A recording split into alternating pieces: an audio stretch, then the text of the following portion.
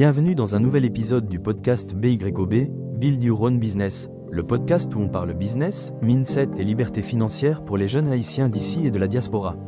Aujourd'hui, on va briser un mythe qui détruit des centaines de projets. Si mon produit est bon, les gens vont acheter. Fréhem, CM. C'est l'un des plus grands mensonges de l'entrepreneuriat. La plupart des entrepreneurs, moi y compris, au début, tombent dans le même piège. J'ai une super idée. Achetez, mon produit est le meilleur. Donnez-moi votre argent, mon business est révolutionnaire. Investissez, ce réflexe est normal, surtout quand on vient d'un pays comme Haïti où l'on doit se battre 2 fois plus pour réussir. Mais en business, les émotions te tuent, tu dois décider avec les faits, pas avec la passion. Les plus grandes entreprises du monde ont échoué aussi. Tu penses que ton produit est bon? Ford pensait la même chose. Sony aussi, Coca-Cola aussi, Microsoft aussi, Google aussi. Pourtant, ils se sont plantés. Et violemment. Quelques exemples, 1957, Ford Edsel. 400 millions investis. Les gens voulaient des voitures plus petites. Échec. 1975, Sony Betamax. Sony a voulu garder son format fermé. VHS a gagné. Échec. 1985, New Coke. Coca a voulu copier Pepsi. Catastrophe. Échec. 1993, Apple Newton. Idée trop en avance sur son temps. Échec. 2006, Microsoft Zune. Voulait tuer l'iPod. Échec. 2014, Fire Phone d'Amazon. Abandonné en 13 mois. Échec. 2019, Google+. Beaucoup pensaient que ça allait battre Facebook. Échec. Tu vois, même les géants échouent quand ils ignorent ce que les clients veulent vraiment. Alors, pourquoi les gens n'achètent pas? La réponse est simple, les gens n'achètent pas un produit.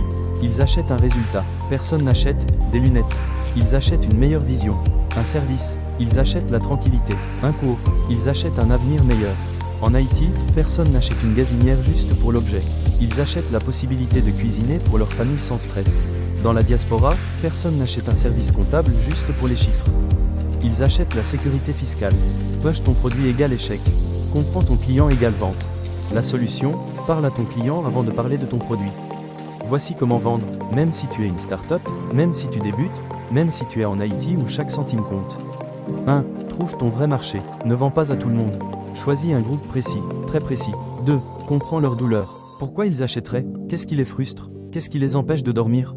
3. Ressens ce qu'ils ressentent. Ton client doit se dire, il me comprend. 4. Parle leur langage, pas le tien. Les clients n'achètent pas ce dont tu penses qu'ils ont besoin. Ils achètent ce qu'ils veulent vraiment. 5. Teste ton marché avant de te lancer. Ne gaspille pas ton argent dans un business auquel personne n'a montré d'intérêt.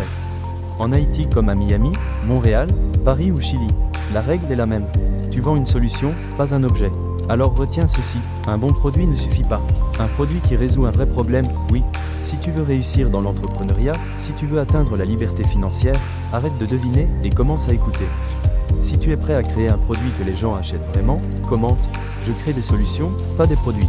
Astérisque astérisque. Et partage cet épisode avec un ami entrepreneur. On avance ensemble, Biob Style.